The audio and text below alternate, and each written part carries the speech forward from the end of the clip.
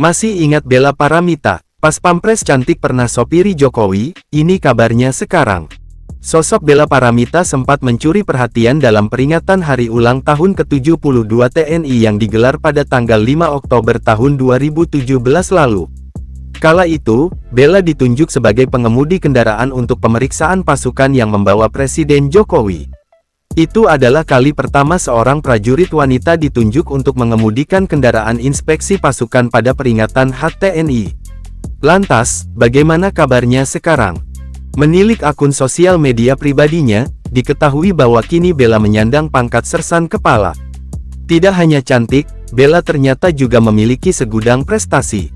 Baru-baru ini, ia membagikan momen ketika meraih juara 2 dalam kejuaraan menembak Prakasa Cup.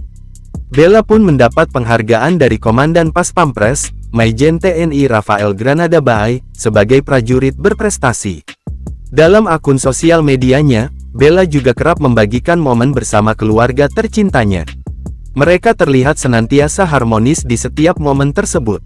Diketahui, Bella sempat viral beberapa waktu lalu lantaran mengunggah potret kala menggendong anaknya sambil kenakan daster. Dalam video yang dibagikan Bella, terlihat Bella membagikan foto aktivitas menjadi seorang ibu serta foto saat dirinya menjadi sopir Jokowi pada upacara peringatan Hari Ulang Tahun ke-72 TNI pada tanggal 5 Oktober tahun 2017 lalu. Dia juga memperlihatkan beberapa potretnya saat bekerja sebagai anggota Korps Wanita Angkatan Darat Kowat. Bella juga membagikan potret dirinya ia latihan menembak, mengendarai motor polisi, liburan ke luar negeri, hingga pernah mendampingi Yusuf Kala saat kunjungan